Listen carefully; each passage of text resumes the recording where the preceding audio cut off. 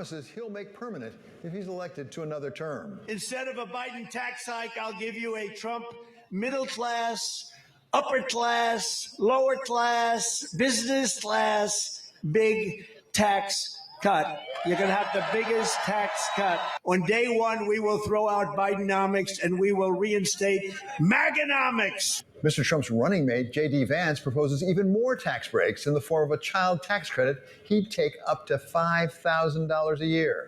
J.D. Vance is calling for a higher minimum wage. What is he going to hire Lena Khan next? I'm not sure. Went on Sunday morning television to call for an expanded child tax credit. This urge to cut our taxes had injected a rare moment of bipartisan agreement into the election when the former president said he'd eliminate taxes on tips paid to service staff. And remember, what I'm going to do is something that nobody's ever even thought about doing. No tax on tips. For all of you waitresses, for all of you caddies at Doral. His opponent, Vice President Harris, seconded the motion. When I am president, we will continue our fight for working families of America, including to raise the minimum wage and eliminate taxes on tips for service and hospitality workers.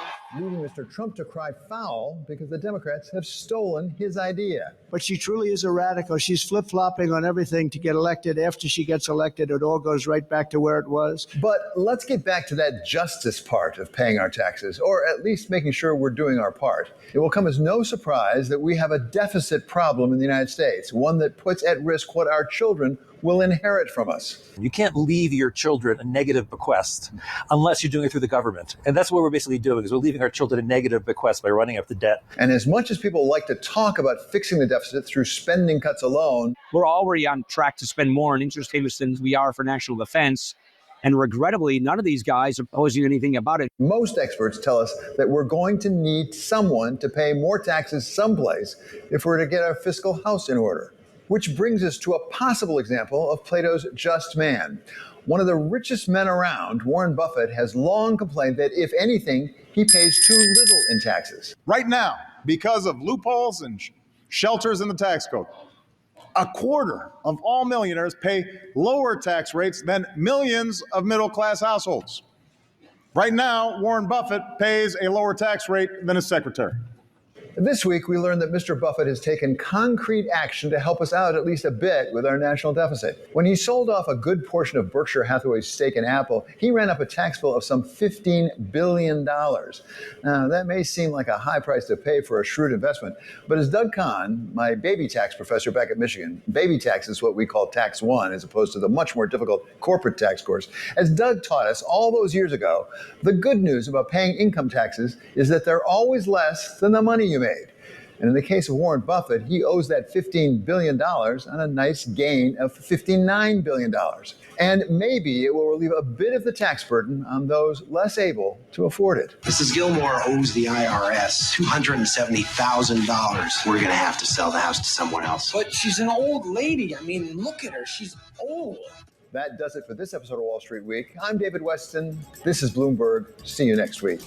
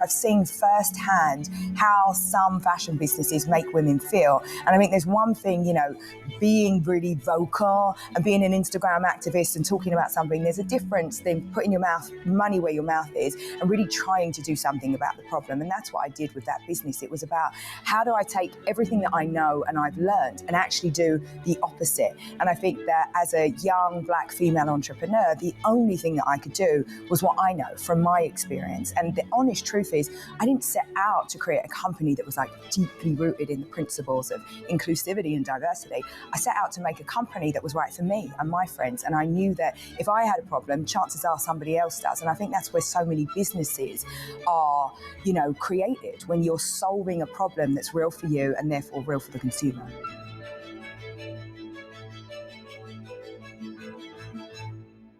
Next week, Bloomberg is live at the Jackson Hole Economic Symposium, bringing you news and interviews with Fed leaders and other economic experts. Tune in for continuing coverage leading up to a special episode of Surveillance August 23rd at 9 a.m.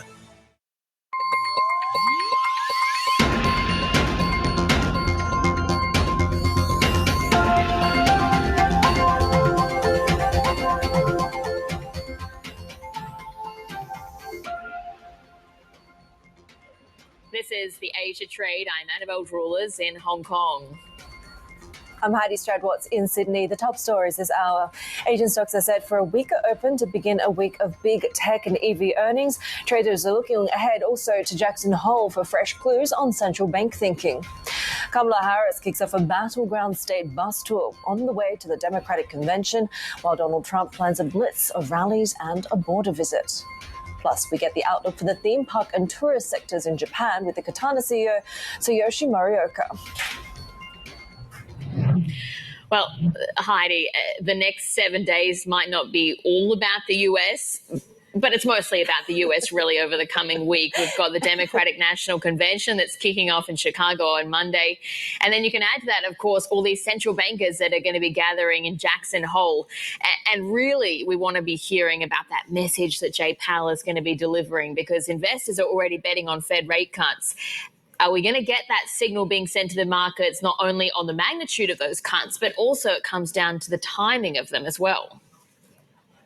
Yeah, that's right. And we are seeing kind of this trend of global bond traders seeking some protection from the risk of inflation. Of course, we've had some pretty key developments broadly with central banks that have been embarking on the easing part of the cycle. Of course, a surprise from the RBNZ just a few days ago. But there still is quite a bit of concern out there as to, what happens if we get this sort of stickier inflation rearing its ugly head again. We're seeing from the bond market sort of activity at the moment that these recession fears have really pushed these market gauges of inflation meaningfully lower, that the likes of Amundi, RLAM are buying hedges against future rises in prices as well. So just as bond traders are getting more assured that inflation is finally coming under control, we're now also seeing that a camp of investors are just quietly building up that protection. We're also seeing, given just a couple of weeks ago that we had major trading houses and investment houses really raising their risks of a US recession, we're now seeing some of that being clawed back. Goldman Sachs cutting the US recession risk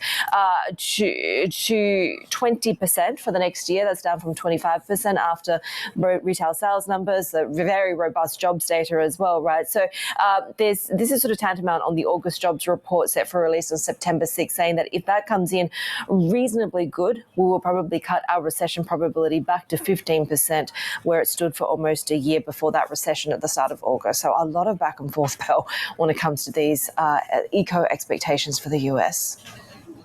Yeah, absolutely. Not just whipsaw trading, whipsaw expectations around the economy as well. But something that played into that on Friday was consumer expectations as well, picking up in the US for the first time in 5 months. So it's certainly that just changing optimism, and that prospect for a soft landing is once again coming back into view. That really set the stage for equities trading last week. Let's take a look at how futures are coming online this morning. And so far what we're seeing is that it could be a little bit mixed, mostly to the upside upside, though. And again, that really tracks not only the optimism we had into last week, but Friday's session on Wall Street as well. Very strong numbers that came through.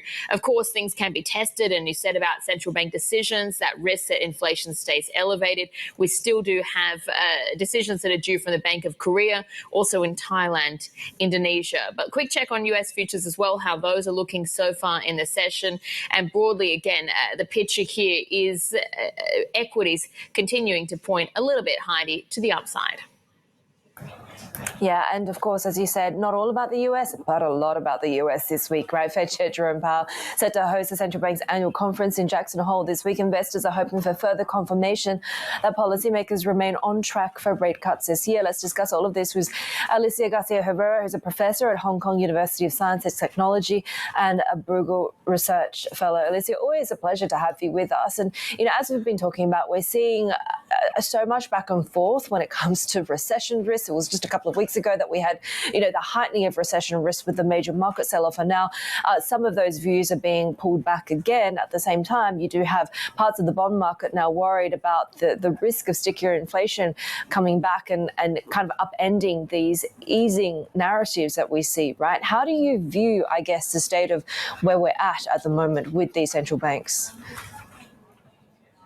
I think we need to look through all of this noise, from that Black Monday to today. It seems like we've gone back to where we were. But I think that idea of inflation driving the scene again and the Fed kind of forgetting that it was about to cut so very many times from September is just wrong. And I'm happy to see that the Fed is kind of playing alone and being steady. Remember that 60% of the market was asking for an emergency cut only days ago. So the good thing, I think they're going to Jackson Hole with that confirmation that I think they will cut in September, and they will go on slowly but steadily, doing what they were supposed to do much earlier, but inflation didn't allow them. So I think we should just go through this and reach September and start seeing the Fed cutting, not too aggressively, because otherwise it would mean that indeed there would be a recession in the US, which is not our take. So that's it. Wait for September, slowly but steadily see cuts from the Fed.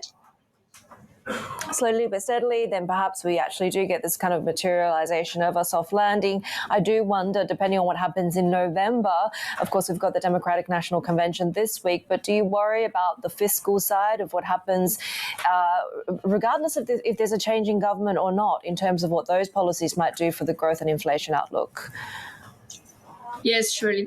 That's the biggest risk. It's a very good point. I think an excessive fiscal stimulus, which we have been seeing since COVID and never really taking it away from us, is the U.S.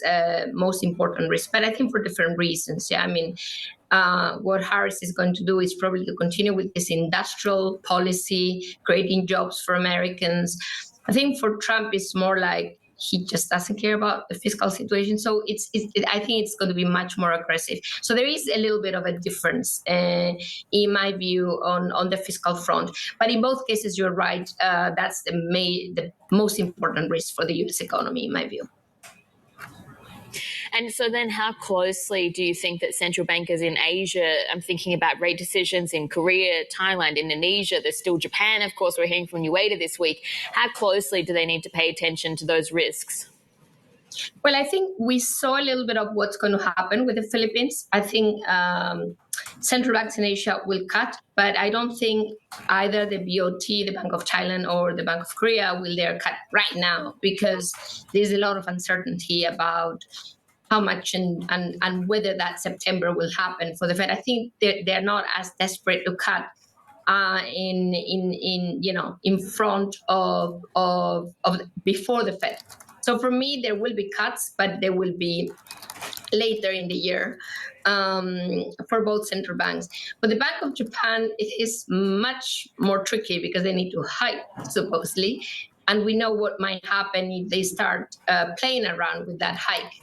a very steep appreciation of the yen, and possibly even a fall in the JGB yield, as we saw on that Black Monday. So they have to be very careful with pre-announcing any hike, which they have already downplayed, as you remember, right after that Black Monday. So for that reason, which is very different from BOK or BOT, I think the Bank of Japan will be cautious in hiking soon. They will wait a tiny bit and make sure that the yen appreciation is not too rapid. Yeah, that really is the biggest concern for them, especially when you've got that size of the yen carry that's largely unappreciated, or at least extremely difficult to track. When you're saying that they're going to need to be more patient, do you think then we can expect to see any sort of hiking from the BOJ, or any further hiking this year? Well, if they guide the market, I mean, all of these short positions in yen that are being unwound, many are basically Japanese investors, and the BOJ knows how to deal with them. So I think it's a question of guiding that market. They can also play around with the announcement of 400 billion reduction in purchases of JGBs in a quarter, which is, what was guiding their whole, I wouldn't say quantitative tightening, because they're still buying, but they're buying less. But they can play around with that. And so I think they have quite a few tools still, because it's a very, very, intervene market. At the end of the day, this JGB market, even without yield curve control, is still very much a BOJ game. So in that regard, I think they should, in my view, wait until the end of the year, make sure that the short positions are managed, and then perhaps hike again. By the way, the Japanese economy doesn't need so many hikes anyway. They shouldn't be in a hurry to hike. They should be in a hurry to make sure that the reductions in JGB purchases are clear to the market, that the market knows what the BOJ is going to do. That's, for me, the most important thing, because the balance sheet is so humongous. It's going to take decades for them to reduce it. So, speaking of balance sheet, actually, it makes me think of balance sheet recession in China and that risk, or that debate that's happening once again. Is that the situation that China's looking at? How are you perceiving the economy right now? Yeah. Well, I think there is an increasing number of voices in China worrying about balance sheet recession, and more generally deflationary spiral. We had a little bit of better CPI data, but we know that producer prices are still negative, quite negative, and protractedly negative. So I think that kind of keen competition, excessive supply, closing markets overseas, and not only in the West, we see even Thailand, Turkey, many countries thinking of imposing import tariffs. So that's the risk. The risk is that China only knows how to produce and doesn't have anybody to buy what it produces. And yes, that's kind of hinting towards, I would say, balance sheet recession, not yet there, but deflationary pressure is clearly already there. And that's the major risk for the Chinese economy. Alicia, it's great to have you with us. Alicia Garcia Herrera, Professor at Hong Kong University of Science and Technology and Bruegel Research Fellow. Coming up on the Asia Trade, the company that brought the wizarding world of Harry Potter to life in Osaka is banking on 2 new theme parks to attract more tourists to Japan. Catch our conversation with the Katana CEO, Tsuyoshi Morioka. Plus, we'll be talking market strategy further, Lombard Odier and Goldman Sachs, as well as investors, of course, looking ahead to the Jackson Hole Symposium for clues on the next steps for global central banks. This is Bloomberg.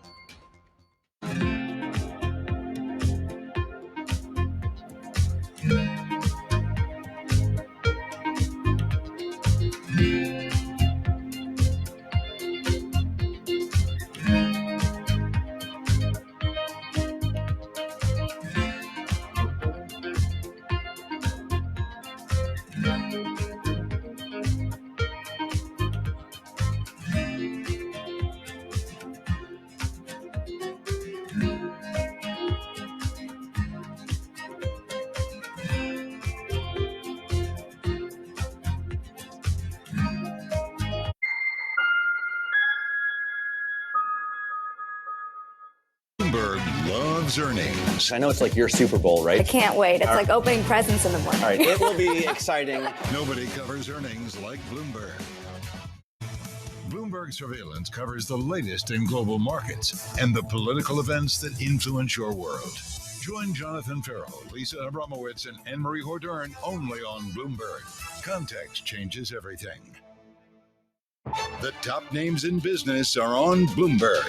Technology has a big role to play in healthcare in multiple ways, and we're very heavily invested in that. The whole interface between tech, AI, biopharma is a very, very interesting space. Much of the healthcare industry, particularly if you look at the UK, you look at the US as analog, it's actually quite staggering. Stuff is on paper still, and forget AI.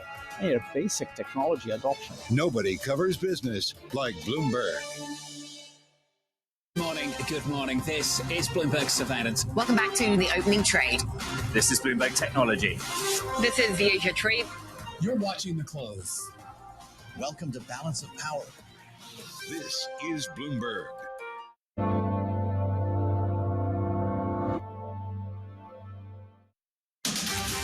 This week, Balance of Power is live in Chicago for the Democratic National Convention. So we've got a race here, and the sprint begins. We'll bring you breaking developments. Vice President Kamala Harris closing the gap with Donald Trump. And informative analysis, all leading up to special coverage Thursday evening, including Vice President Harris's acceptance speech as the Democratic nominee for president. As president, I will show Donald Trump what real leadership looks like. Tune in all week on Bloomberg Television.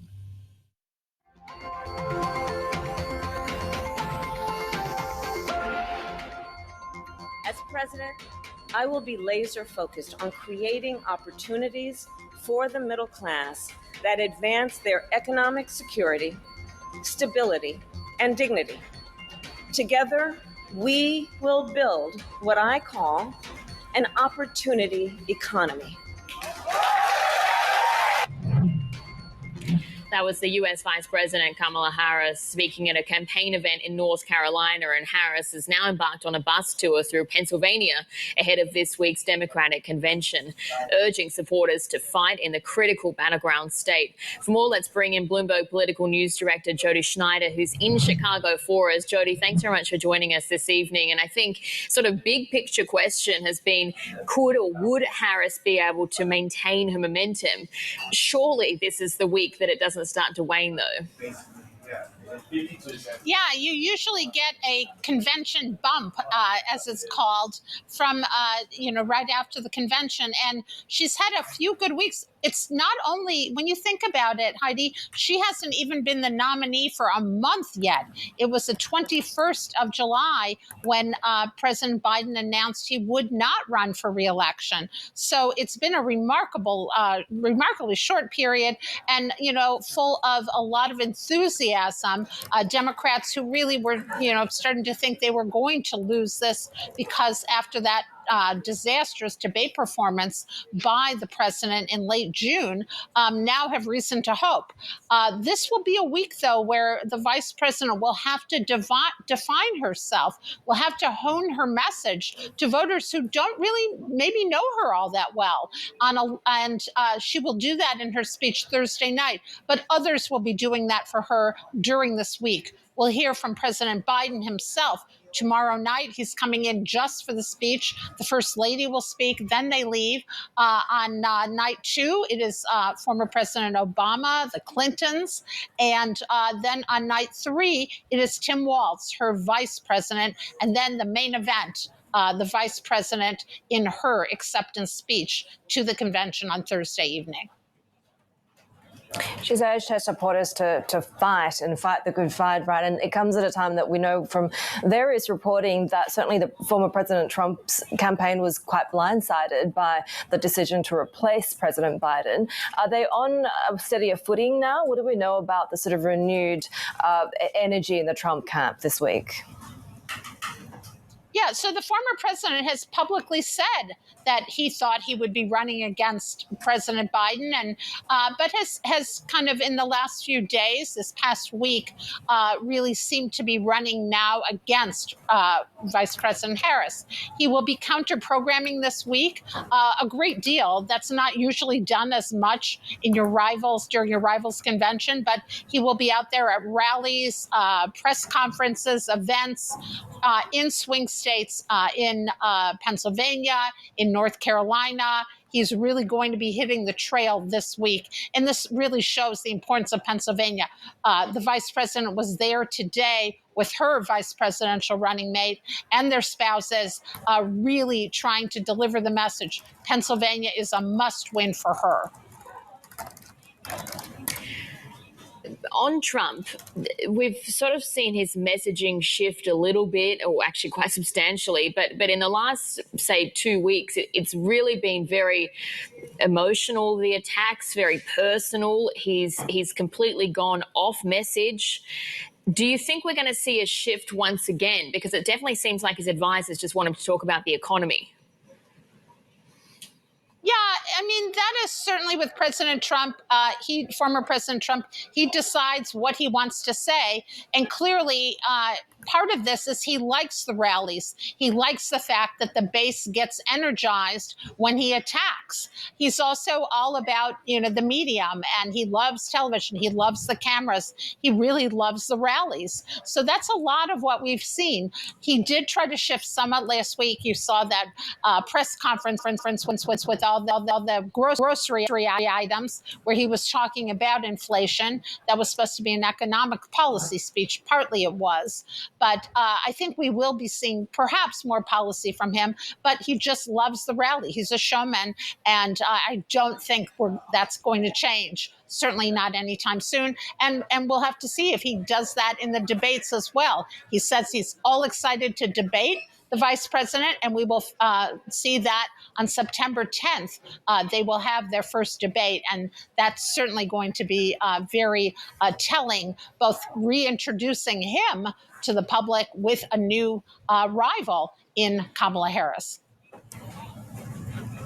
Bloomberg Political News Director Jody Schneider, they're in Chicago for the Democratic National Convention kicking off this week. And we've also heard that groups of pro-Palestinian protesters have vowed to take to the streets of Chicago during DNC week, no doubt to make some headlines and to put increasing pressure on the administration and on the Democratic presidential nominee Kamala Harris, or assumed nominee Kamala Harris. It comes at a time as Israel and Hamas are now blaming each other for impeding a ceasefire and a hostage deal. This comes as the U.S. Secretary of State Antony Blinken arrived in Tel Aviv to press for an agreement. Our Bloomberg editor Michael Heath joins us now. And Mike, no doubt we'll see these protesters. They want to put more pressure on the government. And we know that Kamala Harris has already taken perhaps a stronger view in terms of the sort of the humanitarian aspect of this conflict, right? Are we seeing that sort of sense of urgency come from the US and allies trying to push the ceasefire, despite fundamentally looking like they're further from an agreement than perhaps ever?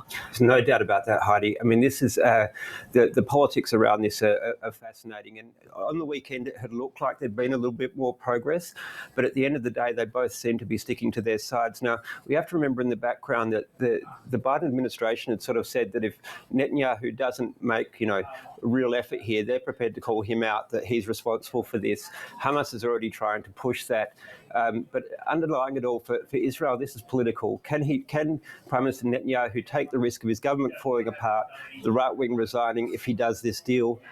Or can he keep them in line and bring them through? Because it can be done, the deal, but it's just whether either side can do that. And in the US, they really want something, excuse me, they really want something organised there, because the other issue too is the potential for attacks on Israel from Iran and Hezbollah. And if these talks fall apart, all that comes back into play. And you mentioned the complicated domestic politics for Israel, right? They've said that they won't cease until Hamas is eradicated. Is it Is it still about the hostages now? Because the eradication of Hamas seems, particularly when you're talking about regional proxies, almost impossible at this point. Yeah, I mean, it is impossible to eradicate insurgents. That's right. And polls in Israel show that the public they want a deal because they want these hostages released. I mean, there's not many of them left alive. They've been through an incredible situation, as have obviously the Palestinian civilians. Just horrible situation there. So it is really sort of time in the sense that how much more can you destroy Gaza? I mean, it's leveled basically. So the pressure is there on Netanyahu, but you have to remember he has in the background legal issues, and if he loses office, he potentially faces that again. And it's the right wing that's keeping him in power. And the right wing is like, basically they're sort of, we keep fighting, and that's the only way that we'll release the hostages. They're not interested in a deal, and they're enjoying being in power. So it is a really, really difficult balancing act there. But certainly the US, gosh, they want a deal. They don't want to have the threat of a regional war if these talks collapse, particularly as the US enters, the final stages of its own election campaign. That was our Bloomberg editor, Michael Heath there, and some other stories that we're tracking this morning. The International Atomic Energy Agency is warning that safety at a Russian-occupied nuclear power plant in southern Ukraine is deteriorating. That's after a drone strike hit the Zaporizhzhia plant over the weekend. IAEA warns they see an escalation of nuclear safety and security dangers in the area as Ukraine continues its incursion into Russia. Singapore's Prime Minister Lawrence Wong is warning of regional fallout from rising tensions between the US and China. Addressing the country in a National Day rally speech, Wong says the growing rivalry is Singapore's single biggest geopolitical concern. He also warned the country will likely be impacted given its reliance on trade. We'll have more ahead on the Asia trade. This is Bloomberg.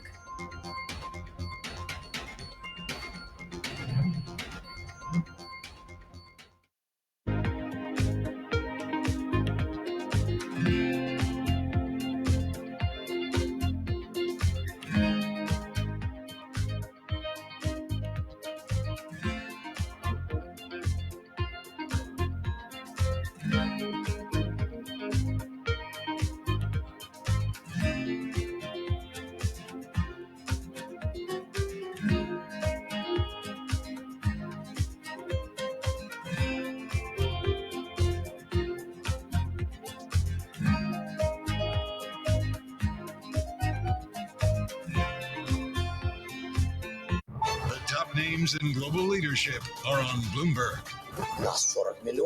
We are 40 million. We're a big country, and we really depend on the aid from the world.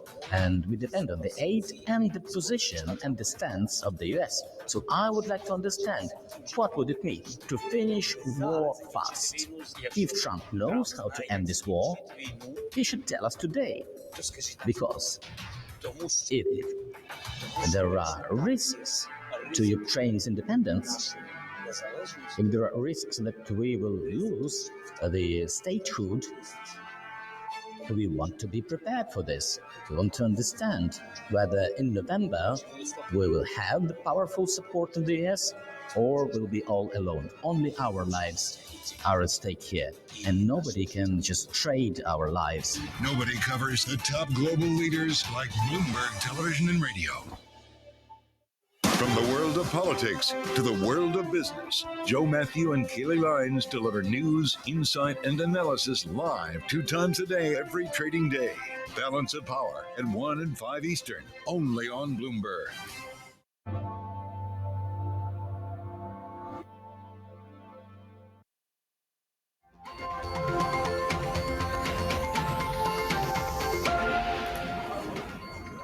Take a look at one of the stocks that we're watching that is trading so far this morning on Monday in New Zealand. A2 Milk dropping in the Wellington session already. Net income missing estimates. A lot of this is really the China and story in terms of just the weakness that we've seen across consumer demand and demand for A2 formula products in particular that miss on the estimates, with really the challenge that they continue to see when it comes to the China formula market there. And they're expecting that full year 2025 market value to continue to see that decline. line that these challenges continue to be a concern. This is, of course, we saw retail sales kind of broadly holding steady, robust, maybe overdoing it. But of course, when it comes to broader markets, take a look at how futures are setting up. It is a big week. We're watching all things Fed related as we head into the Jackson Hole Economic Symposium, but also a batch of central bank decisions out in Asia this week as well. Bank of Thailand, Bank of Indonesia, as well as Bank of Korea, all expected to hold. This is Bloomberg.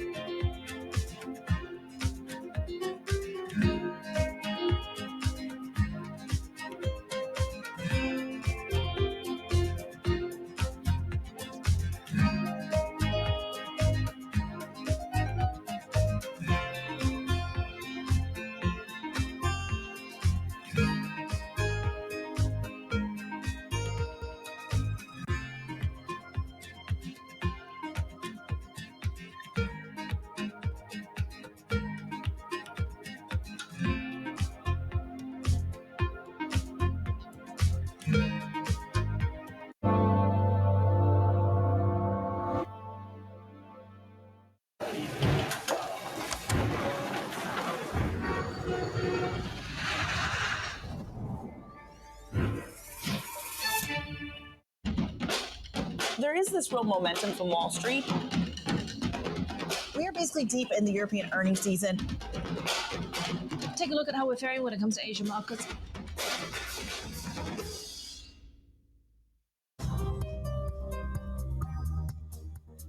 It's the countdown to the market open as we bring you the first trades across Europe. We'll debate the most important stories and what will drive the big investment decisions throughout the morning. I'm Guy Johnson. I'm Kriti Gupta. And I'm Anna Edwards. Join us every weekday morning for the opening trade, live at 7 a.m. here in London. Only on Bloomberg. Context changes everything. It's a multi-trillion-dollar industry. We'll show you what's happening in ETFs like no one else. Bloomberg ETF IQ, Monday on Bloomberg.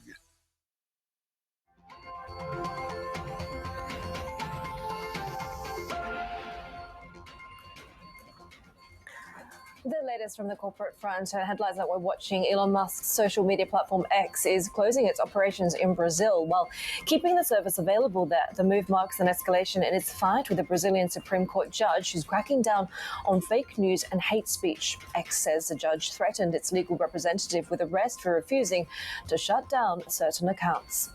SK Telecom's AI chip unit, Sepion, has signed a merger agreement with rival semiconductor startup Rebellions. The companies say the combined business will have an enterprise value of $740 million. Rebellion CEO Sung-Yoon Park will lead the combined company's management, while SK Telecom will support its expansion as a strategic investor. Dimensional Fund Advisors says it's launching 3 actively managed ETFs on Australia's main stock market. The funds include value and small cap strategies, which complement 3 other ETFs already listed on the BOSS. Dimensional says it sees growing appetite from financial advisors looking for ETFs to build client portfolios. Belle. Yeah, Heidi, and it's another busy week ahead for earnings here in Asia as we get more results from China's tech giants. Bloomberg Intelligence is expecting a sharp drop in Baidu's earnings. That's due to weak ag growth and rising AI costs. NetEase's adjusted profit could also sink amid regulatory constraints in China's gaming industry. On the other hand, we're focusing in on those automakers.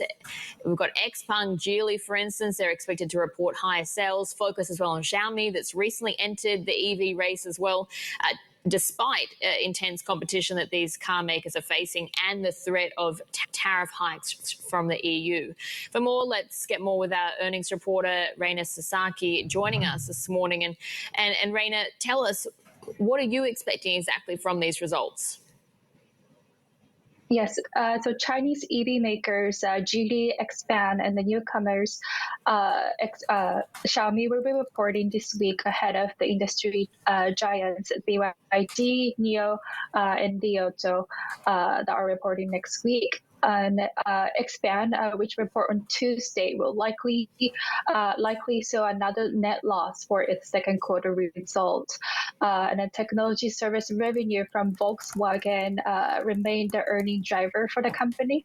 However, it was likely offset by the EV's weaker margins, weighed by the lower average selling price, which dropped about 10% on quarter amidst the intensified price competition in China, despite the sales growth of about 38%, led by its SUV models. And as you mentioned, is yes. Nope, go on. Yes. Geely will be reporting on Wednesday, and we are expecting its first half earnings to jump thanks to the improved product mix and higher exports. So its gasoline cars are actually gaining popularities overseas, which helps sustain the profitability for the company despite the weaker demand and weaker domestic demand in China. And we are paying closer attention to any announcement of price adjustments and new production plans in Europe in response to the provisional EU tariff enacted last month. In terms of focusing on the European market, we saw Xiaomi launching its new EV during the Paris Olympics, actually. It's been pretty popular in China. Are we starting to see results in terms of whether they'll hit those targets? Yes, so Xiaomi, which is also reporting on Wednesday, will likely report its second quarter sales to surge almost 30%, partly thanks to its first EV models receiving higher than expected orders. And the company also benefited from the currency tailwinds. However, its launch weighed on the margins, so we're expecting that to show in the results. And what else are you watching across the course of this week? Because there's a lot of different companies in the tech space. Yes, so we are also expecting the result from the gaming industry in China. For example, NetEase, which probably saw lackluster results as the company works to deliver its next big video game title. And then Kuaishou also reached a plateau in its earnings growth as it faced increasingly intensified competition and slowing the growth in China's live streaming e-commerce. The big earnings report of Reina Sasaki. They're certainly a very, very busy week we're setting up for. Coming up next, our conversation with the firm that brought the wizarding world of Harry Potter to life in Osaka. Katana CEO shares their plans for 2 new theme parks in Japan. This is Bloomberg.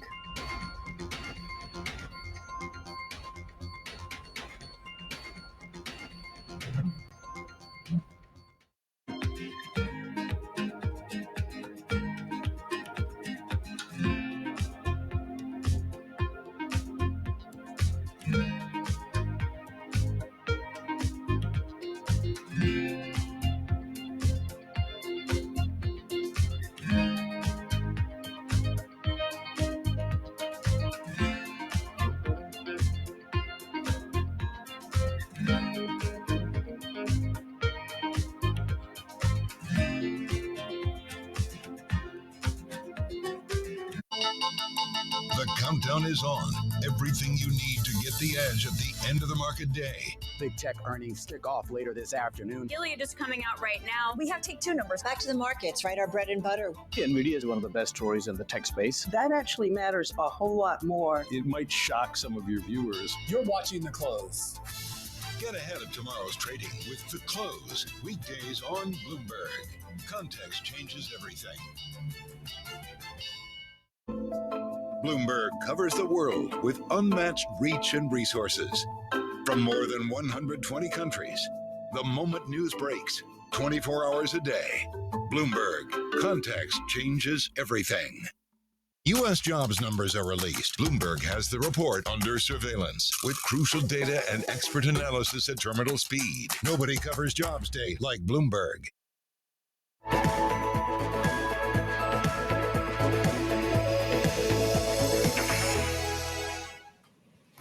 We're We're just over 20 minutes to go until Tokyo trading starts here. This morning we've got futures looking a little bit mixed so far for equities there, but certainly we are looking possibly to recoup some of the losses since July of this year. But that rally last week was near the 9% mark. This morning we're setting up to look like we've got perhaps just a little bit of pressure coming through. The Asian trading might be a little bit weaker or low volatility as we await Jackson Hole as well, and the sort of messaging we hear from Jay Powell. But continuing to watch that Japanese yen, they're holding Heidi around the 148 mark. We're watching the domestic political situation too, right, Belle, with 4 more politicians now expressing interest in joining the race to lead Japan's ruling Liberal Democratic Party after Prime Minister Fumio Kishida announced his exit. Let's bring our East Asia government editor, John Herskovits, for more. So, John, how, in terms of the process, we've been looking at some of the contenders, right, and there seems to be more sort of names in the hat now. How do we expect this to play out? The phase we're at right now are people who are trying in the LDP to get support so that they can go ahead with their candidacy. Tomorrow, the Election Commission is going to lay out some of the rules of what's going forward. So we're having the main contenders either saying that they intend to announce or they're planning news conferences or that they'll have something coming up in terms of a news conference after the Election Commission decides. One of the things is they have to meet a minimum threshold of support within the LDP to become a candidate. And we're looking at perhaps 10 people who may run. We could see 4 or 5 actually make their official declaration in the next few days. So right now, it's a lot of behind the scenes that's going on. Some of it's playing out in public. And we're going to be moving more from behind the scenes to garnering support within the LDP to the candidates, possible candidates coming forward and saying that they intend to run for the leadership of the ruling party. How many people do you think there can be, pragmatically speaking? If you're saying there's going to be about 10 people putting up their hands, is that what we get to for the final contest to vote between or choose between? I think what we may actually see is somewhere between 5 to 10, maybe, yeah. I don't think we'll have all 10 because it's difficult to get that amount for each of those candidates to meet the minimum threshold. And for the LDP to have such a large race, I think could be a little bit chaotic for them. So we may see 5 or 6 or maybe a few more than that who will actually run. And it's kind of a smaller field than previously, and it's a really wide open race. It's one of the most wide open races that the party has had since its founding a long time ago in the 1950s. So it's no front runner for this one. So it's quite an interesting race and how it's going to shape up. What are we seeing for implications for policy? There's not many BOJ doves in these contenders, right? Do we expect perhaps that, Tara Conner, who of course lost to Kishida, might make a resurgence, and maybe his sort of maverick, personality could be the renewal that the party's looking for? Right. The digital minister, Kono, who actually spoke to Bloomberg, made some comments about the yen being too weak and called for more tightening of the. He did some questions about the BOJ's decision to raise rates. He got a little bit of a rap on the knuckles for that. But with the LDP, this is a consensus-based party. So in terms of actual policies or a big move of the needle with the new prime minister, don't expect that. But we're going to see some changes around the fringes, some key pet policies of whoever emerges and becomes the prime minister moving forward. With Kishida, it was increasing of wages. So we may see one of those policies which we hadn't seen before being adopted by the next prime minister in advance. But overall, the party's center-right position, those policies are going to stay intact when the next leader comes around.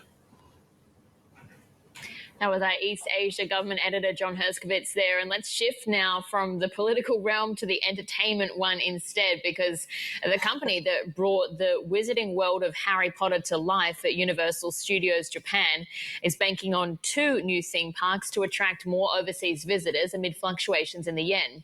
Our Asia Trade co-anchor Sherry Ahn visited one of those parks in Tokyo. It's hot, hot, hot here in Tokyo. In fact, it's been a record-breaking summer. And Japanese people are finding some relief through indoor activities. This theme park, Immersive for Tokyo, has more than a dozen attractions, keeping locals and tourists entertained and away from the boiling heat. Theme parks, in fact, have had a major boom after the pandemic lockdowns, but recently, with rising inflation and dwindling Chinese spending, that's kept their businesses under pressure. With Japanese real wages turning positive for the first time in more than 2 years, we'll be watching whether consumers continue to open their wallets for these unique experiences.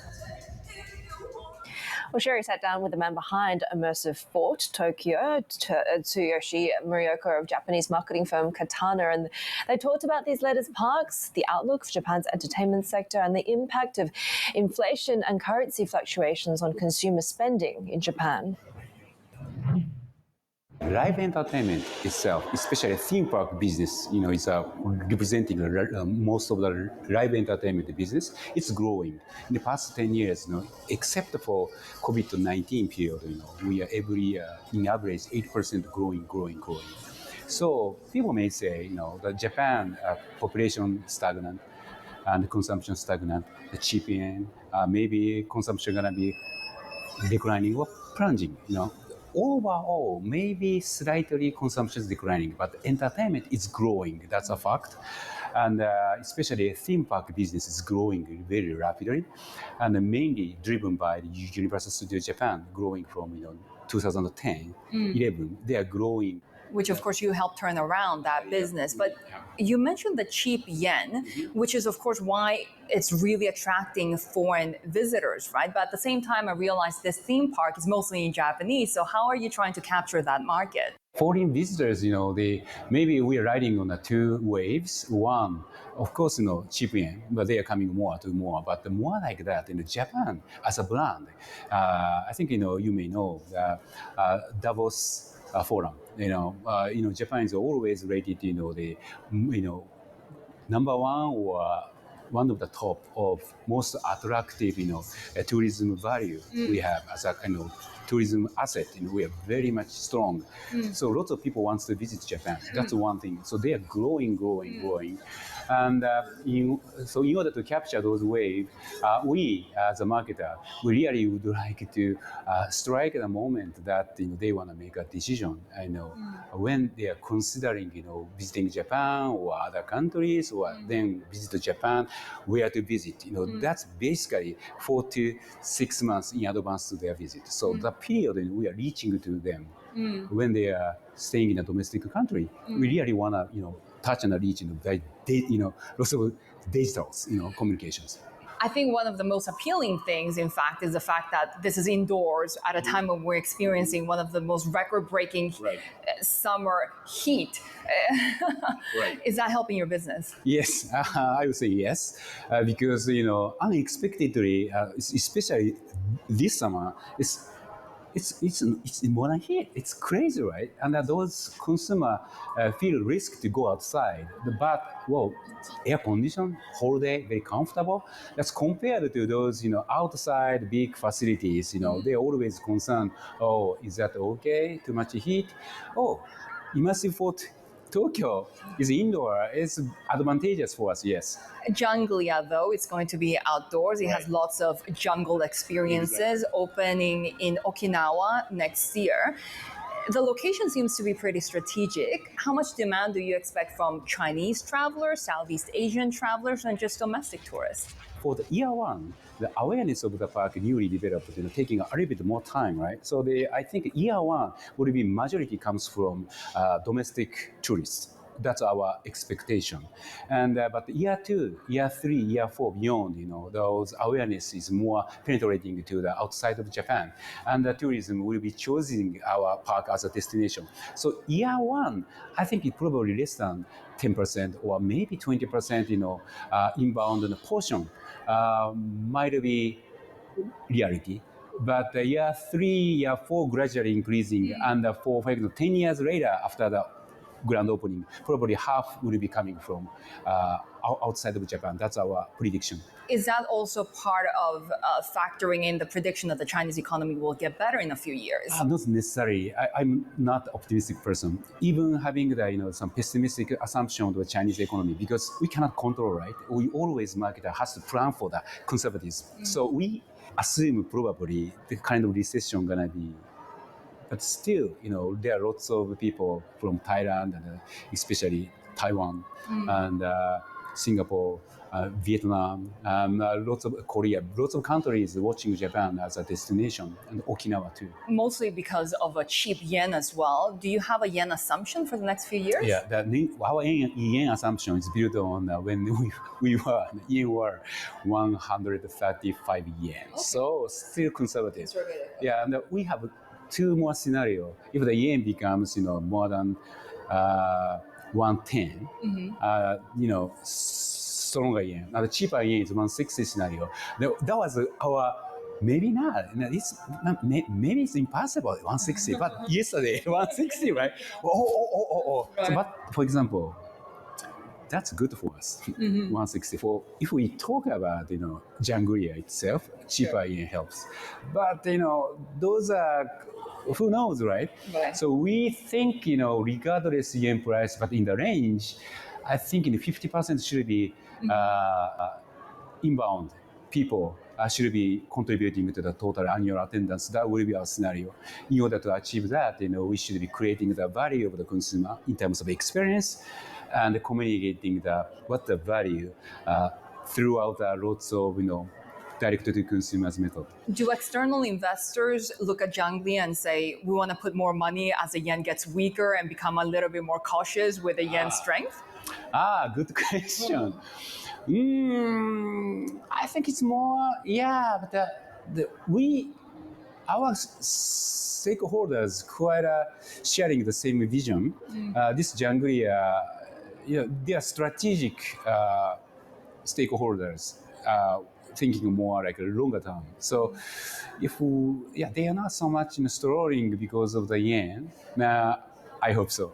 Key point I want to highlight is, just don't be deceived by just a number of population of a general, recession. But looking at the Japanese market, because of the attractiveness of the country brand itself, Japan, the other one is a lot of sleeping asset of, IP. Japan has lots of Pokemon, number one brand in the world, stronger than Mickey Mouse, okay? And the second one, Hello Kitty. It's number 2 popular brand in the world, more popular than Mickey Mouse. Those are sleeping assets here, right? And Japanese entertainment industry is not about only domestic consumption. It's about pulling inbound so that growing 8% every year in past 10 years. So I think Japanese entertainment, especially theme park business, will be very much attractive in terms of investment opportunity. That's my opinion. That was the Katana CEO with Sherry-Ann in Tokyo. And just as we recap as well, some breaking lines crossing the terminal, core machine orders have just dropped, and some pretty mixed views or ideas coming through in this, because month on month, we've seen the reading come in quite a bit better than what economists had been expecting. So growth of 2.1% on the month versus the survey for 0.9%, and a big pickup again, because we had seen deceleration in the month prior, contraction of 3.2%. Year on year, though, it's not quite as positive. The picture, actually, we're seeing a contraction of minus 1.7%. The survey had been for expansion of 1.1%. And certainly, again, the reading prior was a growth of 10.8%. So some mixed ideas coming through in that numbers. But again, really that big focus on the Japanese economy. Can it withstand further hikes? Are those needed as well? What we're seeing here for market setup, we are looking like the Nikkei is going to open under pressure. But you can catch Japan Ahead every Monday at 8:40 a.m. if you're watching in Tokyo. That's 7:40 p.m. Sunday in New York. And subscribers can watch live on the terminal using the TV Go function. This is Bloomberg.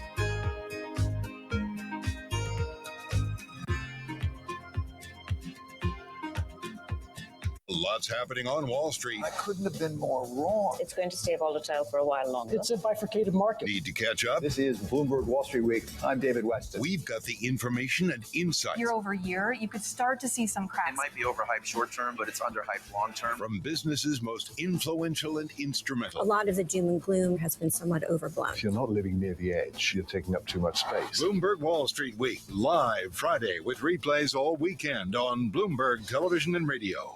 Next week, Bloomberg is live at the Jackson Hole Economic Symposium, bringing you news and interviews with Fed leaders and other economic experts. Tune in for continuing coverage leading up to a special episode of Surveillance August 23rd at 9 a.m.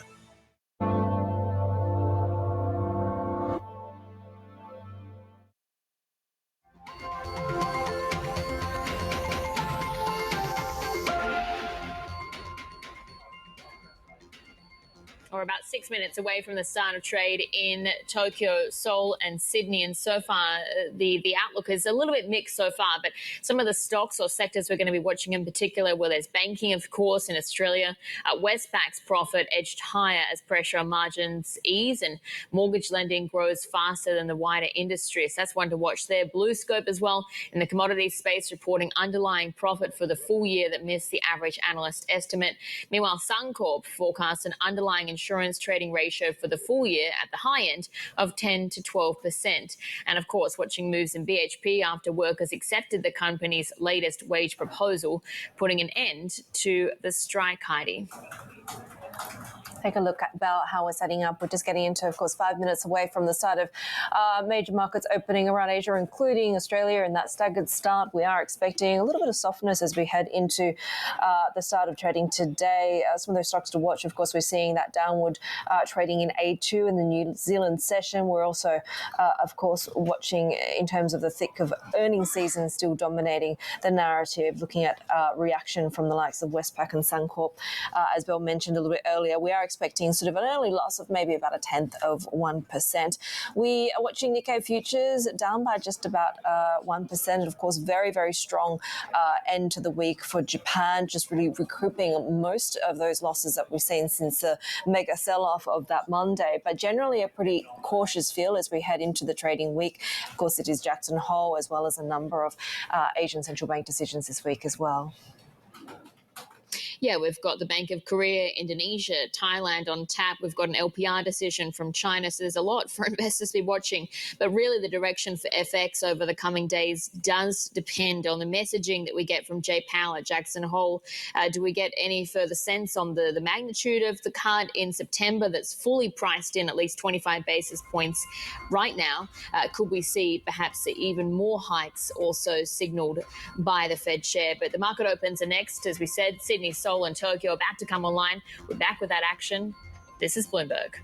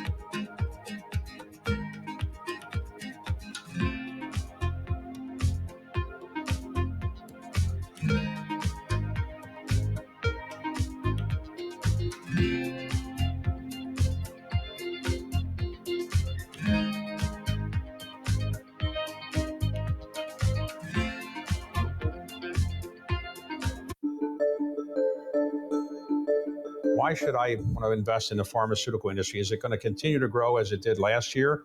And what about your own company? Do you think it's going to have good growth prospects over the next couple of years?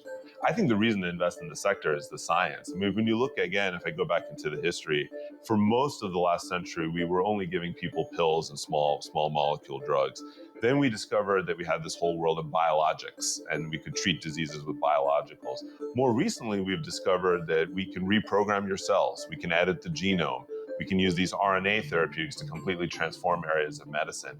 Those technology areas are at their very nascent stage. And what we're going to find is they're going to open up whole new areas of growth from our business standpoint and a human health impact standpoint. We hope that as we work in our areas like cell therapy and RNA therapeutics, we will also be able to climb to a whole other level of market cap over time.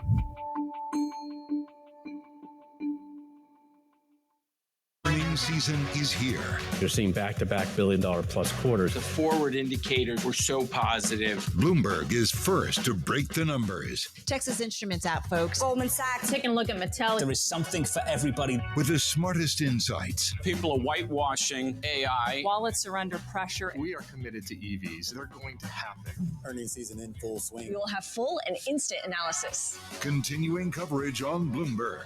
Context changes everything.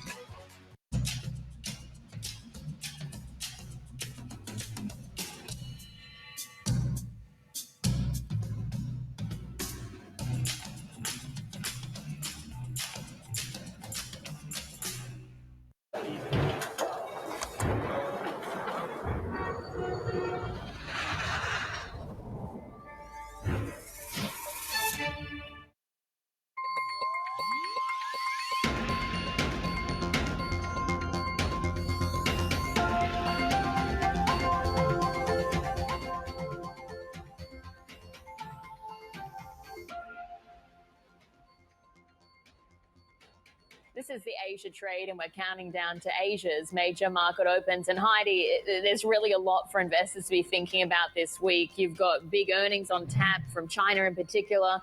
You've got key central bank decisions in this region, not least Bank of Korea. And you can add to that, of course, what's happening in the US, the Democratic Convention, plus Jackson Hole. Yep, just a plethora of risks, right? But it was really the last one, the Jackson Hole Economic Symposium. This event will be perhaps more closely watched than ever in this year, as we sort of expect to hear further narrative, further reformation of where that policy trajectory is headed from Fed Chair Powell and some of his colleagues. So all of this is weighing pretty heavily as we head into quite a cautious start to this trading week in Asia, Belle. Yeah, you're certainly seeing that reflected so far in futures, at least for Japan. We'll see how that comes online. Just a little bit of downside pressure so far. But as you said, put it in perspective of what we had last week, which was a real comeback for the Nikkei of sorts, closing up nearly 9% higher. And again, we're starting to could we start to recoup all of those losses going back to the end of July of this year? The direction for the Japan market this week, it's not just about what we hear from Jay Powell. We're also going to be hearing from Ueda on Friday. The BOJ governor is due in Parliament. He needs to explain that July rate hike decision, share his views on the BOJ's policy outlook, and think about what's happened in that time since the hike and that major yen carry unwind. Is that likely to unseat the BOJ, or at least give it pause for thought on whether we see further hikes in the course of 2024? Let's shift on. It's not just the focus of the BOJ. Other central bank decisions, as you said, in focus, the BOK chief among them. The decision this week, we could see that restrictive stance in place a little bit longer. There's been that bigger than expected rise in CPI. House prices in Seoul are booming. Again, you're seeing pretty flat trading, perhaps more muted figures until at least Jackson Hole, as we said, that key focus for us. Yeah, take a look at how we're setting up as we get into that staggered open here in Australia. We are, of course, in the thick of earnings still, so watching a number of these names that have reported or are yet to report. A2 is already one that's moving in the Kiwi session. And again, it's on this broader sort of weakness in demand in the Chinese consumer story in terms of demand for A2 formula sales. They're expecting that weakness to really be pervasive in full year 2025. But take a look at the start of this session. We're seeing a little bit of softness there as we start the day here in Sydney. We're also watching the Aussie dollar holding pretty steady at 66.74, really looking like increasingly, if we see sort of more hawkish bias commentary from the RBA contrasted against its peers, particularly as the RBNZ kicked off its easing cycle sooner than expected, we could see the Aussie really kind of operating as a little bit of an outlier in that space. Watching treasuries as well, the end of the week was a pretty volatile week, but a strong ending with the whipsawing of eco data and sort of the coalescence of bets that the Fed will cut rates by a quarter point next month. We'll expect either coalescence or, of course, more volatility, depending on what we hear from Jackson Hole this week, Belle. Yes, we said Jackson Hole. That is the primary focus for a lot of investors. Let's get more on that now and bring in Homan Lee, Senior Macro Strategist at Lombard Odier. And Homan, you get the sense that financial markets are going to be sensitive to every single word and probably the tone of what Powell says as well. What are you expecting him to say? Well, it's almost impossible for him to avoid the topic of future rate cuts in light of the July employment report. So we do think he's going to drop a few hints about what the Fed intends to do and perhaps a slightly more dovish signal. Maybe not enough to change the market pricing significantly, but at least open the door for some action to ensure that they do this risk management move in the upcoming meetings. So we think the speech is about the outlook anyway. So on Friday night. Now for the Asia markets, it's 10 p.m. Friday night. So it'll be mostly about the U.S. sessions and the impact on the following Monday. But overall, we think it's important for him to at least open the door. Whether or not he signals 50 basis point cut, we don't think that's likely, but that's going to be the key point that a lot of investors will be watching for sure. Yeah, and what do you think then, if it's not 50, 25, I guess, is fully priced in right now, but it does seem that investors are continuing to shift their expectations around, is a soft landing even likely, or is it needed? And the US consumer sentiment was one that really stood out on Friday because you saw it picking up for the first time in 5 months. Where do you assess the economy right now in the US? We don't think the U.S. economy is in a recession, and the consumer indicators show clearly that that's the case. I think the real goods, consumption spending is probably growing at 6% on an annualized basis if you judge that from the July numbers for the retail sales. So that's a pretty good backdrop for the economy. That's pretty dominated by the consumption, unlike the other more export-oriented economies in Asia.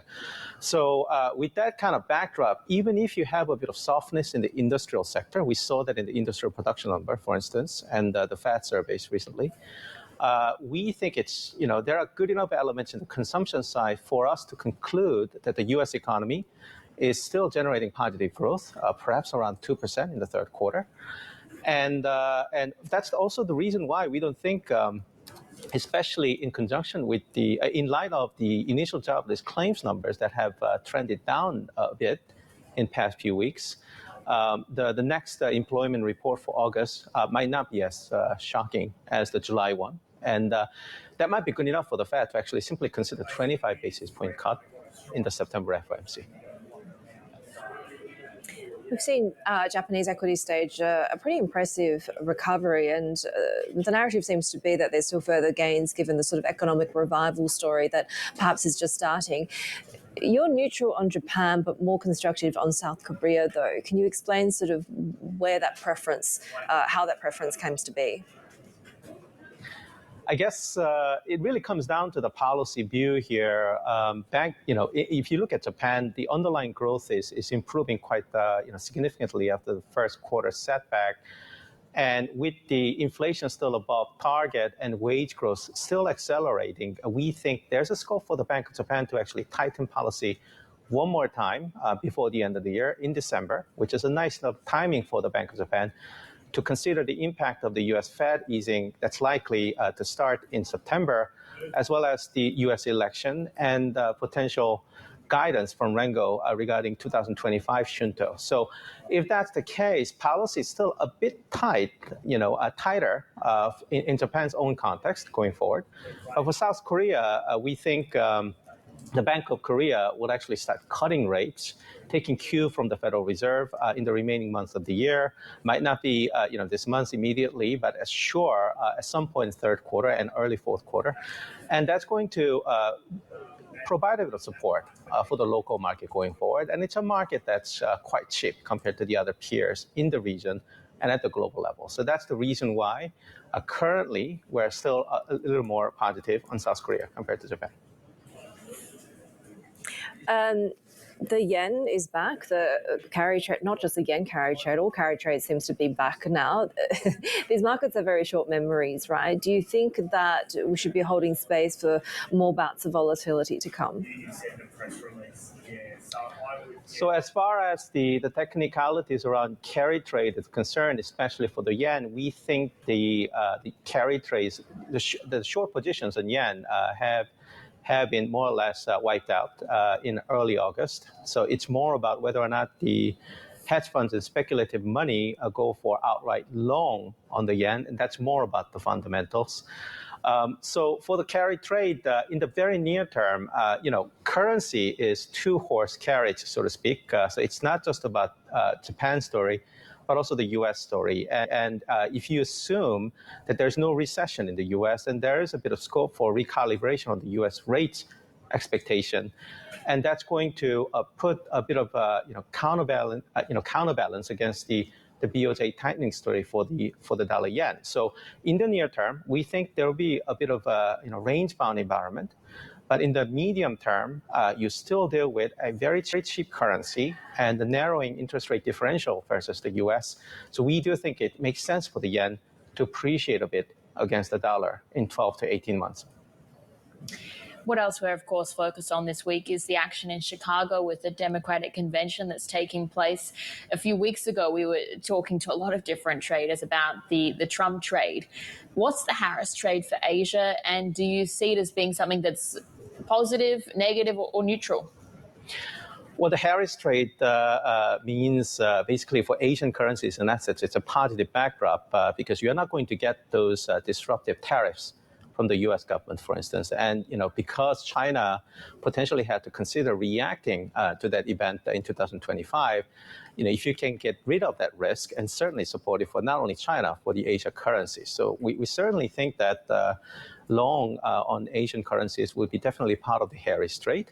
But also, because a lot of other policies will be less inflationary and disruptive for the Fed policy, you can basically count on the soft landing narrative to continue. And that's also supportive for the region's credit and equity markets. So overall, the region is quite nicely positioned for the Harris victory. We just need to get that result in November.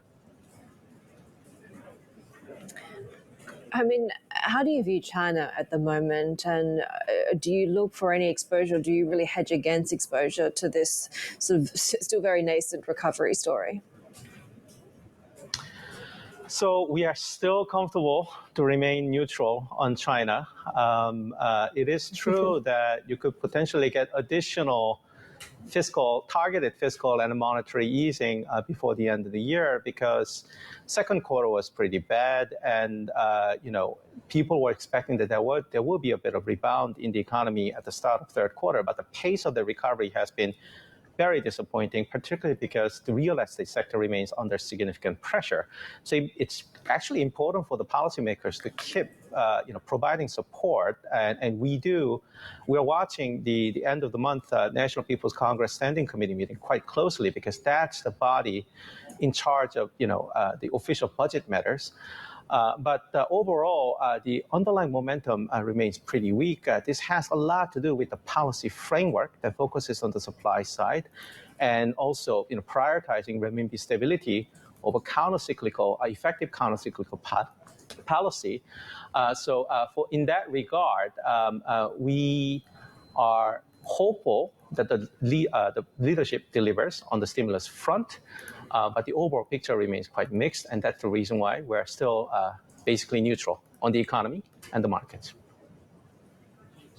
Herman, always great to have you with us. Herman Lee, Senior Macro Strategist at Lombard Odier. A lot of caution there as we head into the start of this week. But take a look at some of the moves that we are watching. And of course, for Australia, it is really in the thick of trading updates and earnings season. Westpac is one that we're watching. Profit rising, margin pressure, though, also showing signs of easing as well. So just that profit level edging a little bit higher. Mortgage lending grew faster than across the wider industry. So it sort of offsets a broader macro outlook for the economy that looks a little bit more fragile. 1.8 billion Aussie is that unaudited net profit for Westpac in the 3 months through to June 30th. So a lot of these big financials and big banks contending with interest rate expectations that they will begin to fall by or before the end of this year. And we're seeing that curbing of spending from consumers and businesses alike as well.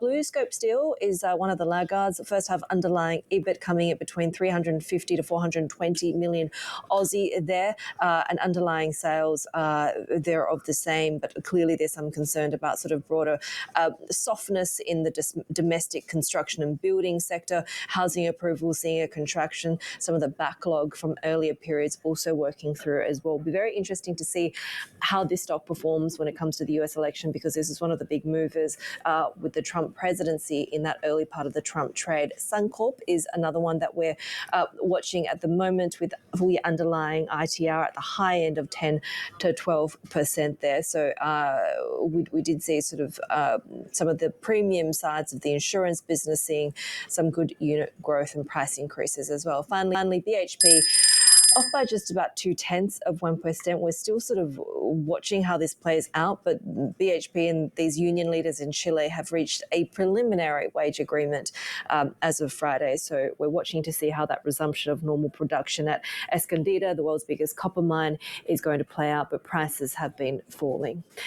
More ahead on the Asia trade. This is Bloomberg.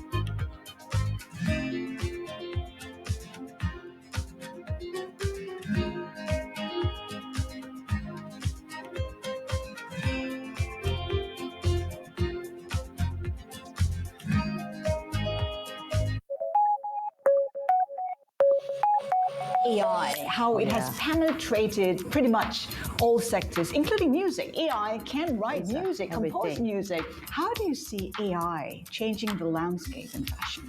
Yeah, AI definitely helped. When I did the jewelry, I used the AI, helping me to give some idea. But ultimately, you still have to do a lot with it. To just give you very superficial ideas, and but at the end, you still have to customize and how to really make it and do that. I do not think that AI and the technology can replace a human mind at this moment. Yeah. Are you concerned one day we won't be able to differentiate designs by AI and designs by an actual designer? I don't know. For me, I see that when a designer doing is the spirit, is the heart that the computer don't have.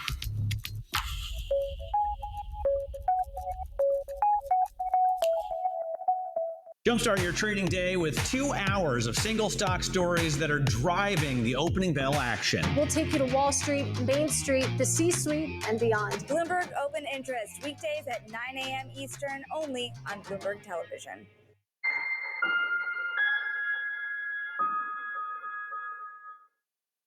This week, Bloomberg is live at the Jackson Hole Economic Symposium, bringing you news and interviews with Fed leaders and other economic experts. Tune in for continuing coverage leading up to a special episode of Surveillance August 23rd at 9 a.m.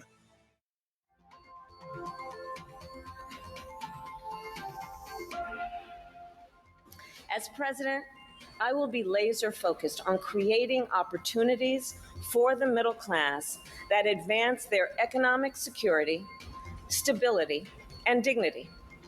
Together, we will build what I call an opportunity economy.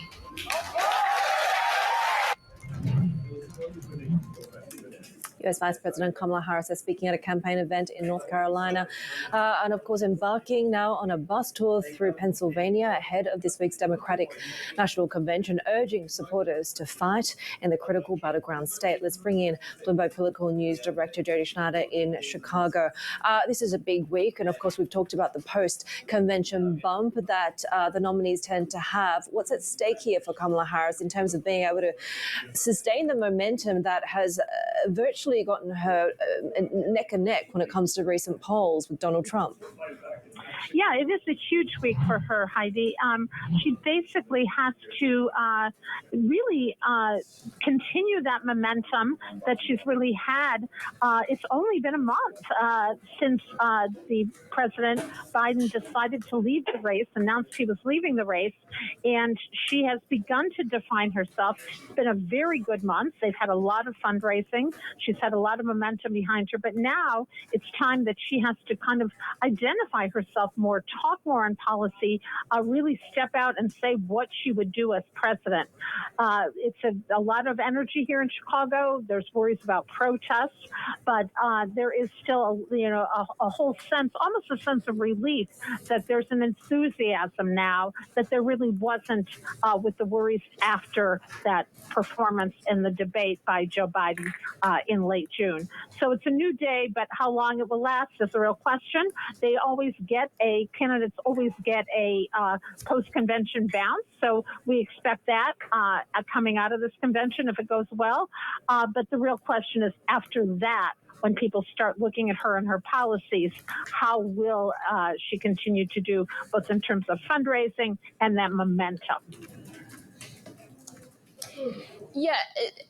How much do you think Kamala Harris needs to set herself apart from Joe Biden and his handling of the economy? Do you think that she can sort of create a new narrative perhaps that resonates? So far we've sort of seen some populist policies and almost a competition between her and Trump, given they're sort of mimicking or copying each other to a degree. Yeah, she really needs, Annabelle, to walk that fine line. She was part of this administration the past 4 years as vice president. She can't disown Joe Biden's economic policies, but at the same time, she wants to strike out on her own and to make it clear what she would do as president. And obviously, with inflation still something that voters are very concerned about, that and the border are their big concerns. She really has to, kind of refine that message, if you will. And she started to do that. We saw that last Thursday in her economic policy speech that she made at a campaign event in North Carolina, really focusing on the middle class, focusing on housing affordability. So we expect that that's what she'll do more of. But it is a fine line. And this, of course, that her speech Thursday night comes just before Jackson Hole, where we will hear from, Jay Powell and other economic policymakers on that. So it's a key moment for her, but there will be many key moments after this when it comes to refining that economic policy outlook and agenda. How much does she also need to refine her foreign policy views, right? We know that she's taken a stronger stance when it comes to Palestine and the ongoing situation in Gaza. She says that we cannot be numb to the suffering and that how, Israel's right to defend itself materializes matters. Are we expecting protesters in Chicago this week, and how does that play into, I guess, the pressure for the Harris-Walz campaign to really reaffirm their stance on this? Yeah, and that's going to be, Heidi, a very key issue for her. And it's going to be highlighted, as you note, this very week. They're expecting thousands of protesters pro-Palestinian protesters in Chicago. The police say they're ready for it. And we've heard from J.B. Pritzker, the governor, who said that he will make sure things don't get out of hand. But it is, it will certainly be highlighted. We will be seeing this on the screen. And she, again, can't run away from the message of the Biden administration, nor does she want to. She wants to stand by Israel and make that clear. But at the same time, she will have a more strident message when it comes to Gaza and the humanitarian crisis there. She's made it very clear that she wants a ceasefire right away as soon as that can happen. And those talks are going on right now.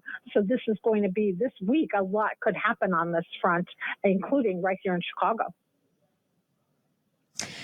That was our Bloomberg political news director, Jody Schneider, in Chicago for us this week, and sticking with those tensions in the Middle East and the US reaction to those, because Israel and Hamas are blaming each other for impeding a ceasefire and hostage deal. Prime Minister Benjamin Netanyahu has told his cabinet there are some things Israel cannot be flexible on, and Hamas released a statement detailing what it says are new Israeli demands that would prevent a deal. The standoff comes with US Secretary of State Antony Blinken in Tel Aviv to press for an agreement. The International Atomic Energy Agency is warning that safety at a Russian-occupied nuclear power plant in southern Ukraine is deteriorating. That's after a drone strike hit the Zaporizhzhia plant over the weekend. IAEA warns they see an escalation of nuclear safety and security dangers in the area as Ukraine continues its incursion into Russia. We'll have more ahead on the Asia trade. This is Bloomberg.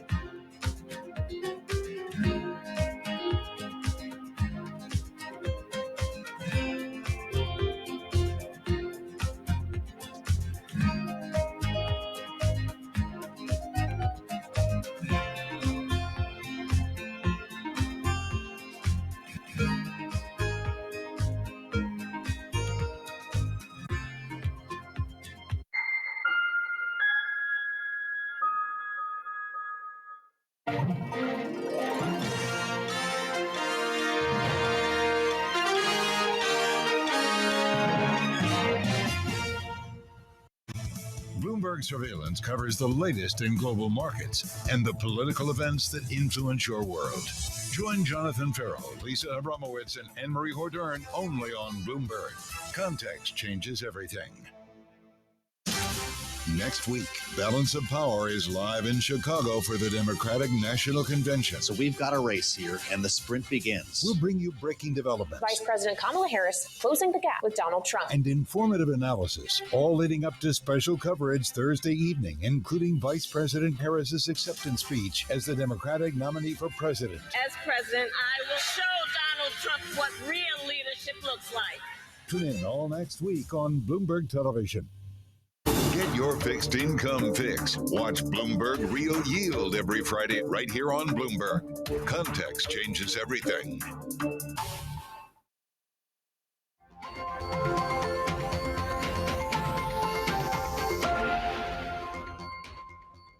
Well, union leaders at BHP Group's Escondida operation in Chile say they will go back on strike if discrepancies in the draft version of a new labour contract aren't resolved.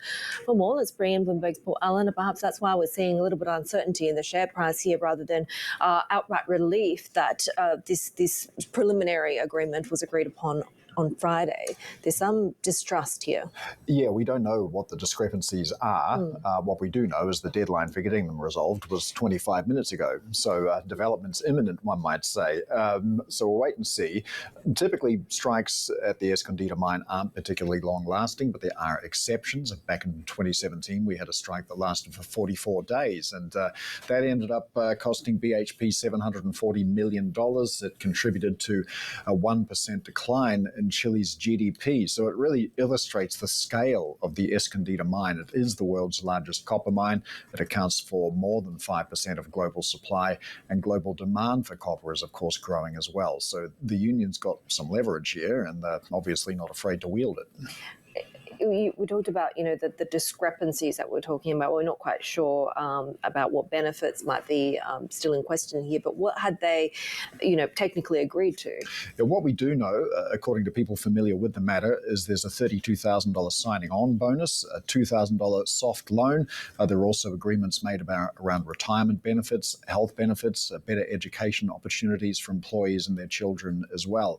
We do know there was also a sticking point over a demand for the equivalent of 1% of shareholder dividends, which would be shared among workers. We don't know what the status of that is or whether that is the discrepancy that's being argued about here. But yeah, this deal not quite done and dusted yet, so we'll wait and see what developments we get as the morning unfolds. Bloomberg's Paul Allen there, and taking a quick check on how commodities are faring so far in the session to precious metal now. Gold is certainly a key focus for us today, given we saw it touching or hitting $2,500 an ounce for the first time ever on Friday. We did have a disappointing reading on the US housing market, so that really reinforced his expectations of faster and deeper cuts by the Fed. Of course, gold is typically a commodity that outperforms in a period or in an era of low rates. We are seeing it there, just moving a little bit higher. Also keeping an eye on what's happening with iron ore this morning. We are 1% to the upside. Oil, though, is a little bit under pressure so far. Brent crude just fractionally below that $80 a barrel level. Traders are certainly watching these US-led efforts to secure a ceasefire in the Middle East, that conflict between Israel and Iran-backed Hamas. And we know, of course, the Secretary of State, Antony Blinken, is there to try and broker a ceasefire agreement. More ahead. This is Bloomberg.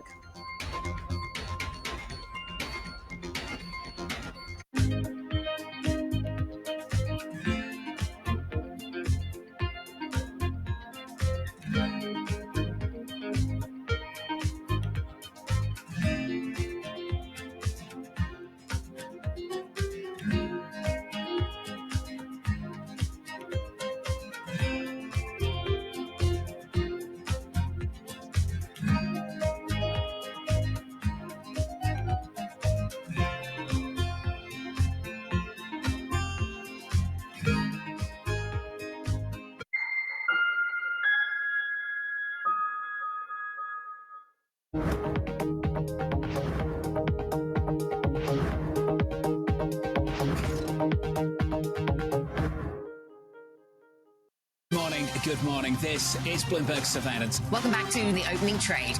This is Bloomberg Technology. This is the Asia trade. You're watching the close. Welcome to Balance of Power. This is Bloomberg. The top names in business are on Bloomberg. Technology has a big role to play in healthcare in multiple ways, and we're very heavily invested in that. The whole interface between tech, AI, biopharma is a very interesting space. Much of the healthcare industry, particularly if you look at the UK, you look at the US as analog, it's actually quite staggering. Stuff is on paper still. And forget AI. I need a basic technology adoption. Nobody covers business like Bloomberg. From the world of politics to the world of business, Joe Matthew and Keely Lines deliver news, insight, and analysis live 2 times a day, every trading day. Balance of Power at 1 and 5 Eastern, only on Bloomberg. Bloomberg loves earnings. I know it's like your Super Bowl, right? I can't wait. It's like opening presents in the morning. All right, it will be exciting. Nobody covers earnings like Bloomberg.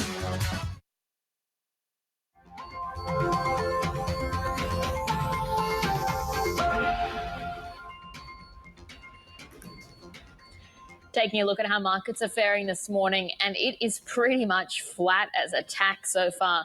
There's a lot for investors to be looking ahead to. You've got a host of BOJ, or rather central bank decisions in Asia this week. You do as well have the BOJ governor appearing before Parliament on Friday. There's earnings from China in particular to watch, and then also, of course, the Jackson Hole Symposium kicking off, plus the Democratic Convention in Chicago. So, Heidi, really a lot for investors to be tracking, and I was just taking a look at trading volumes, and we are a little bit off the 20-day moving average. Yeah, when it comes to Japanese equities and Japanese assets broadly, it seems like all is forgiven, at least for now. The Nikkei is seeing the best week since 2020. Despite that 9% rally, though, still has not fully recouped those losses since July 31st. So 39,101.82 2, if you want to be specific, as a level to watch in terms of making back all of those losses since the end of July. We're also seeing a little bit of a move when it comes to the yen in the early part of the Asian session. It's interesting, where has the volatility over the yen carry trade gone, right? In fact, a lot of those carry trades are now back, but still, watch the Bank of Japan still has the capability, according to Bloomberg Economics, to spook yen carry trades. That August 23rd parliamentary testimony from Governor Ueda will be key for those clues as well. Of course, we heard the Deputy Governor giving assurances that the BOJ won't raise rates when markets are unstable. They're looking pretty stable now if you take a look at volatility gauges. So taking a look at whether we can extend that biggest weekly advance for Japanese stocks in more than 4 years, continuing to, of course, try and claw back more of those losses. We also saw all-time highs last week for both inflows and outflows into Japanese equities. And our next guest says that the recent sell-off still has created some attractive entry points. Bruce Kirk is a Chief Japan Equity Strategist at Goldman Sachs. Bruce, great to have you with us. So, these markets have very short memories, though. But fundamentally, do you still see a compelling opportunity for Japanese equities? And if so, which sectors would you be looking at? Okay, well, good morning, and thank you for having me on the show. It's certainly been an eventful summer for the Japanese equities market. I think, as you were saying, when you step back and you look at the last 3 to 4 weeks, it's been absolutely remarkable. We've had this 24% peak to trough correction, and now we've had a 20% rebound. The earnings are actually very strong, but when you look at some of the post-earnings price action volatility measures, they've actually tripled to, from where they were a decade ago. So, I think what we have to do, and to answer your question, I think we have to separate the fundamentals from the technicals during the last 3-4 weeks. Our view is that the sheer brutality of the sell-off was really triggered a lot more by technical factors, such as sort of concentrated positioning coming up against very tight risk limits, than any fundamental shift in the validity of the buy Japan equities thesis. Now, I guess it's always darkest before dawn, and the price action at the bottom was certainly concerning. But a lot of our clients were looking beyond the near-term technicals and were eager to immediately re-engage at lower levels. Now, I think they were viewing the correction as an opportunity to size up and come in at more attractive levels. I would say the fundamental story around corporate governance reform remains very strong. The July-September quarter it's not usually a time when you have big shareholder return announcements, but this year, we've seen cumulative buyback announcements from Japanese corporates. They're 75% higher than they were this time last year.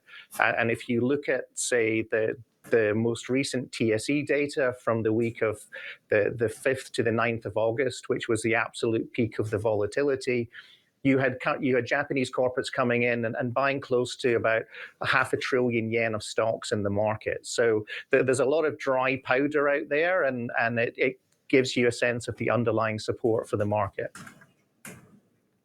When it comes to foreign flows at the moment, are they at levels where you would want to take a more defensive stance? Yeah, look, I mean, we put out a note last weekend where we were arguing more towards a domestic demand tilt or a defensive tilt to the sector allocations. And the macro story around that, I think, is firming up quite nicely in that the Q2 GDP print of 3.1% was above consensus. The consumption story looks solid. Consumer spending is up 4% annualized, first positive in 5 quarters. You've got CapEx recovering. Last 2 weeks ago, we had the first real wage growth print in 27 months. So, look, everything is on track. And that's the phrase that BOJ Governor Ueda used at last month's press conference. So, look, I think 2 or 3 months ago, we were having debates with clients about the stagnation risk for Japanese equities, for the Japanese economy. Now, I think the story is starting to look a lot more solid. So, I think having more exposure to the domestic economy, I think makes sense going into year end. You don't see the economy looking at all fragile if we have changing expectations around where the BOJ goes next. I mean, we're going to have a waiter in Parliament later this week really having to defend that rate hike from last month, and also give it his outlook for where we go with normalisation. Yeah, I think there's always the next data point to focus on in Japan, but I do think when you look at the recent economic data that's coming through, you have a solid story around the domestic economy, and that's something that has definitely been lacking over the last couple of quarters. Now, we've obviously got. I think the two factors that we were concerned about during the peak of the volatility, we were concerned that foreigners and individual investors might be scared to come back to the market, after the recent bout of volatility. That doesn't seem to be happening so far. And then the second one, which is what we saw from last week, we now have Mr. Kishida's decision not to stand for re-election for LDP leadership. So those are two sort of unknowns that we were definitely looking at a couple of weeks ago. Yeah, the probability then of sort of a seasonal year-end rally then in Japan, how strong do you think that is in the context of the LDP leadership race, in the context of the US election, Jackson Hole with the Fed, the BOJ outlook? What do you think? Yeah, we in the report we put out last week, we brought down our year-end target for topics by about 5%. Now, after the 20% rally that we've seen in topics, that looks to be quite a conservative assumption at this stage. But you've got a number of factors that are going to play out over the next 2 months that I think could provide a bit more volatility to the market. The LDP leadership election is one. The market so far has responded positively to Mr. Kishida's announcement not to stand for re-election. But if you go back to 2021, we saw something similar when Mr. Kishida's predecessor, former PM Suga, announced that he wasn't standing for re-election. We saw a run-up in the market, and then when Mr. Kishida was elected, we saw quite a sharp sell-off. We've also got the US election to think about as well. So, I think the chances and Fed's potential for Fed cuts as well, and the impact that could have in dollar yen. So I think there is definitely potential for the buy Japan thesis to be tested 1 or 2 times between now and year end, which is why we've gone a little bit cautious going into year end. But we've kept our 12-month target for topics unchanged at 2,900. That was Bruce Kirk, their chief Japan equity strategist at Goldman Sachs. And even if the buy Japan thesis could be tested, I think, Heidi, what's really not going to be tested is the visit Japan thesis, because certainly we're continuing to see really record numbers of visitor arrivals to the country. And now the firm that brought the wizarding world of Harry Potter to life at Universal Studios Japan is banking on 2 new theme parks to attract more overseas visitors. Bloomberg's Sherry Ahn visited one of those parks in Tokyo and sat down with Katana CEO Tsuyoshi Morioka. They discussed the outlook for the Japanese entertainment sector and the impact of rising prices on consumer spending. Live entertainment itself, especially theme park business, is representing most of the live entertainment business. It's growing. In the past 10 years, except for COVID-19 period, we are every year, in average, 8% growing. So people may say, the Japan population stagnant and consumption stagnant, the cheap yen, maybe consumption gonna be declining or plunging, Overall, maybe slightly consumption is declining, but entertainment is growing. That's a fact. And especially theme park business is growing very rapidly, and mainly driven by Universal Studios Japan, growing from 2010, 11. They are growing which of course you helped turn around that business. But you mentioned the cheap yen, which is of course why it's really attracting foreign visitors, right? But at the same time, I realized this theme park is mostly in Japanese. So how are you trying to capture that market? Foreign visitors, maybe we're riding on the two waves. One, of course, cheap yen, but they are coming more to more. But more like that, Japan as a brand, I think you may know Davos Forum.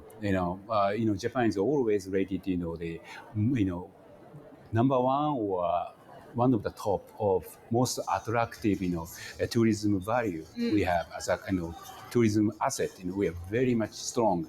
So lots of people want to visit Japan. That's one thing. So they are growing. And so in order to capture those waves, we as a marketer, we really would like to strike at a moment that they want to make a decision. When they are considering, visiting Japan or other countries, or then visit Japan, where to visit. That's basically 4 to 6 months in advance to their visit. So the period we are reaching to them when they are staying in a domestic country, we really want to, touch and reach, lots of digital, communications. I think one of the most appealing things, in fact, is the fact that this is indoors at a time when we're experiencing one of the most record-breaking summer heat. Is that helping your business? Yes, I would say yes, because unexpectedly, especially this summer, it's more than heat. It's crazy, right? And those consumers feel risk to go outside, but air conditioned, whole day, very comfortable. That's compared to those, outside big facilities. They're always concerned. Oh, is that okay? Too much heat? Oh, immersive Fort Tokyo is indoor. It's advantageous for us, yes. Junglia, though, it's going to be outdoors. It has lots of jungle experiences opening in Okinawa next year. The location seems to be pretty strategic. How much demand do you expect from Chinese travelers, Southeast Asian travelers, and just domestic tourists? For the year one, the awareness of the park newly developed, taking a little bit more time, right? So I think year one will be majority comes from domestic tourists. That's our expectation. And but year two, year three, year four, beyond, those awareness is more penetrating to the outside of Japan, and the tourism will be choosing our park as a destination. So year one, I think it probably less than 10% or maybe 20%, inbound portion might be reality. But year three, year four gradually increasing, and 4, 5, 10 years later after the grand opening, probably half will be coming from outside of Japan. That's our prediction. Is that also part of factoring in the prediction that the Chinese economy will get better in a few years? Not necessarily. I'm not an optimistic person. Even having the some pessimistic assumption of the Chinese economy, because we cannot control, right? We always marketer has to plan for the conservatives. So we assume probably the kind of recession gonna be.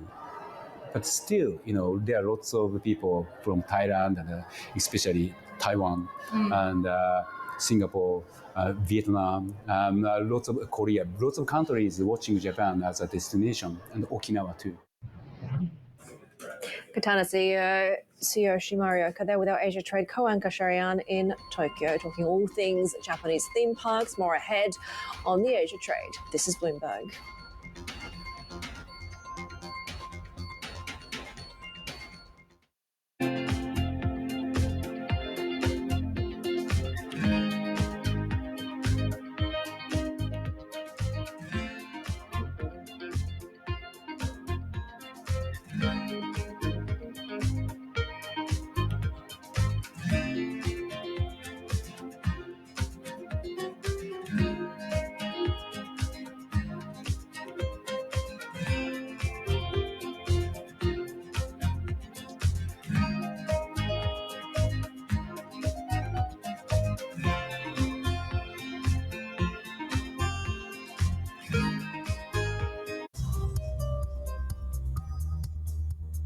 It's the countdown to the market open as we bring you the first trades across Europe. We'll debate the most important stories and what will drive the big investment decisions throughout the morning. I'm Guy Johnson. I'm Kriti Gupta. And I'm Anna Edwards. Join us every weekday morning for the opening trade, live at 7 a.m. here in London. Only on Bloomberg. Context changes everything.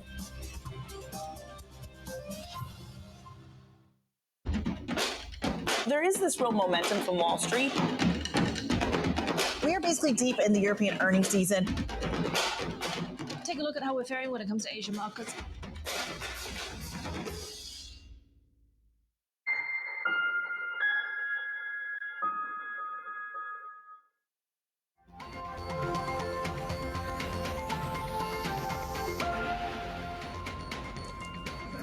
Singapore's new Prime Minister Lawrence Wong has used his first major policy speech to dish out a range of social benefits. Bloomberg reporter Avril Hong is in the line city for more. So, Avril, what are some of the new measures? Yeah, ever since Lawrence Wong took over the reins from his predecessor, Lee Hsien Loong, in May, we've been waiting to see how he's going to kind of stamp his own brand on policy making. And he's used his first major policy speech to dish out social benefits. This includes paternity benefits, but